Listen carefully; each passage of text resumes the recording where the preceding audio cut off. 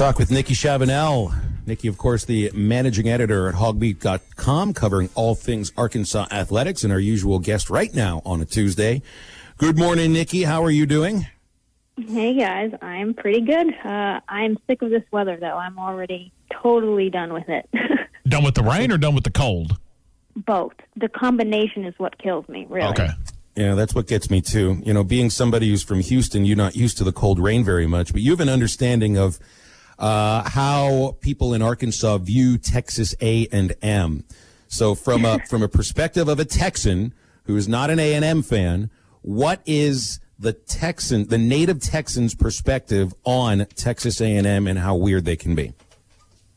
I mean, I didn't grow up knowing many people who went to Texas A&M, so I don't know much about their weird cultural things, but I do know they are die hard. They wear that Aggie ring with so much pride, you can spot an Aggie alum from a mile away, and then of course everyone's always rocking A&M gear, but it's not that different from the loyalty that Arkansas fans have, although there's always the competition of Texas and then the other Texas schools as well. So it's a little bit different when you're actually in the state. But it's obviously a huge state, lots of talent, and Texas A&M is in the SEC, where they hadn't been until, 10 years ago. And there's this thought that I think is promoted by a lot that A&M joining the SEC hurt Arkansas in many ways, specifically because Arkansas used to be the way that Texas kids would go play in the SEC. Now they can just go play for A&M. Do you think that A&M joining the SEC has hurt Arkansas in big ways recruiting? Because I thought it was a little more about the focus of Texas as a spot to recruit. And Brett Bielema just did not do that. Chad Morris did. I think Sam Pittman is doing that. And I wonder what your thoughts are. In terms of recruiting, I think really unless Arkansas is at a point where the program is in a really good shape and is winning a lot of games, I just don't think that Arkansas can win over many kids that want to stay in state and play in the SEC. Texas A&M is just it's right in the middle of the state, so it's easy to get to from any of the major cities. And yeah, so I don't think that's hurt Arkansas that much. I think they were probably used to that before. But Arkansas now, they can rely on other bordering states as well. So while Texas is still going to be a nice chunk of your class, I don't think it's make or break in terms of the entire class. You still definitely have to be able to recruit there. So getting your reputation back is huge, but it would be really big, I think, to actually start winning some of these games and keeping it more balanced. Because right now it's just really easy to say, Arkansas can't even beat us. So it would be hard for a kid to really justify that, I think. Nick, I wonder what your thought is on the most important player to return from injury or to be playing at full strength in this week. I mean, and we look on the defensive side. We know about Monteric Brown probably coming back. Hopefully Bumper Poole will be able to play.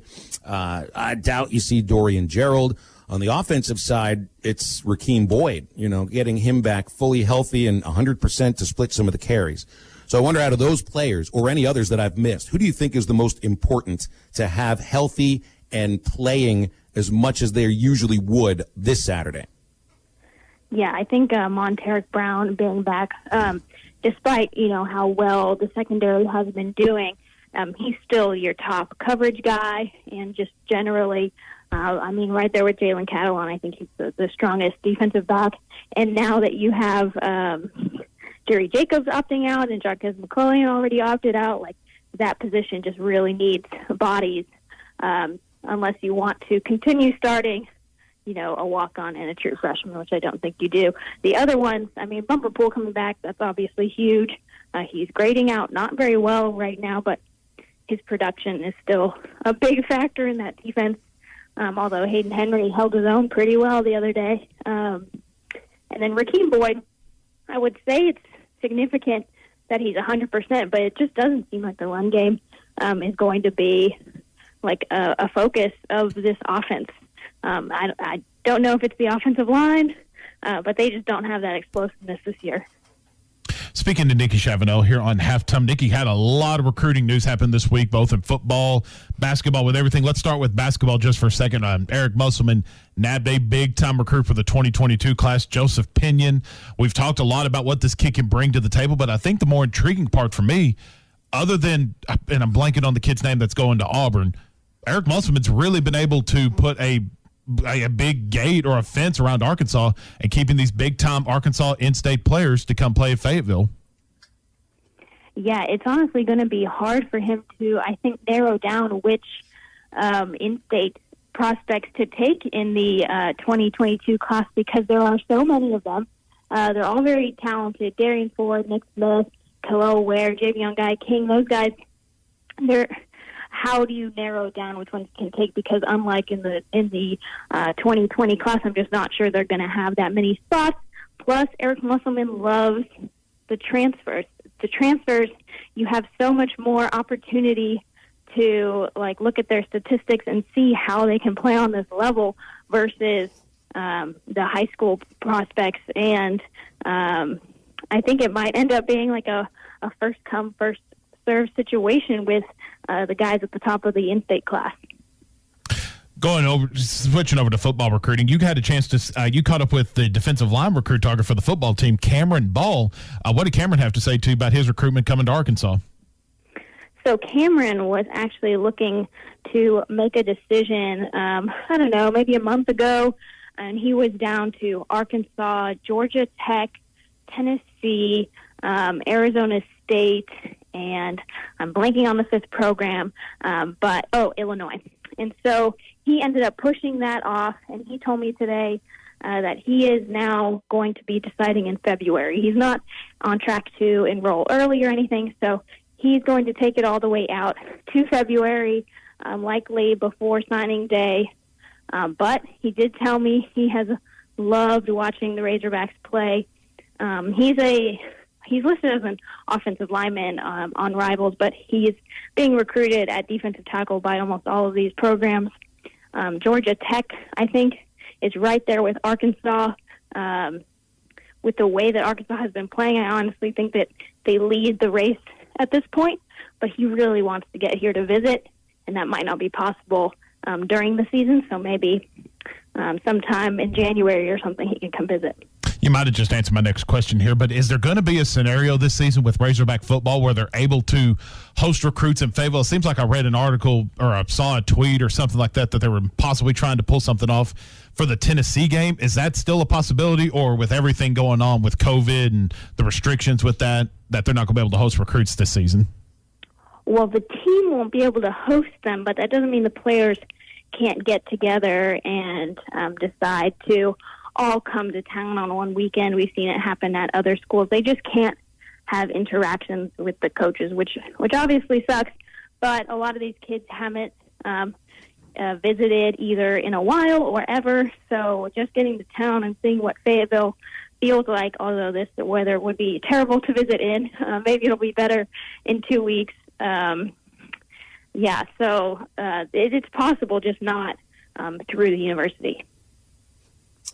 You do horror movies, Nikki? We're gonna talk a little horror movie stuff in the next segment. Are you someone that can sit down and actually make it through an entire horror movie? Because I got one co-host who can't. I'm sure I could. Do I want to? Absolutely not. Thank you, Nikki. That is not my idea. Thank you. Good entertainment. Oh, you just went so far up on my favorite Arkansas media member list. Oh, that's fantastic. The ability to do it and the not want fun. to do it are different, are much different. And sometimes it's just a lot of fun for those of us who love those movies to watch those of you who hate those movies be forced to sit through those movies. Why? Not like I'm going to do that. We know. No. Why scare yourself doing that when you can watch a good romantic comedy or something like that, or just a good funny movie? Go watch Borat 2 instead of The Shining. Watch that on Friday. There you go. See. Because it's the last week of October. Do I need to spell it out for you any more simply than that? You would watch anyway. That's a different. We'll save that argument for coming up. Nikki, we got to go because I got to argue with these guys during the commercial break. Okay. Thanks for your Nikki. time and your Have fun. expertise, and watch The Exorcist sometime. It's Nikki Chavanelle from Rivals.com joining us here. Don't forget about Wheels RV. You won't be scared if you head over there if you're looking for a new or used RV. 5 miles west off exit 72 in Springdale, right underneath the Tawnytown Water Tower. New owners Lee and Chris have dedicated themselves to customer service after Wheels has been in business for over 20 years. They stock all the great travel trailers more than ever before. Top brands, Grand Design, Forest River Vibe, KZ Sportsman, and the Paradigm Fifth Wheel, hottest new fifth wheel in the industry from Alliance RV. Ask them about a lifetime warranty for your RV. Wheels is the only lifetime warranty dealer in Northwest Arkansas and the River Valley. Top dollar for trades, best deals on new RVs in Northwest Arkansas. That's Wheels RV, 5 miles west off exit 72, and right there at wheelsrv.net.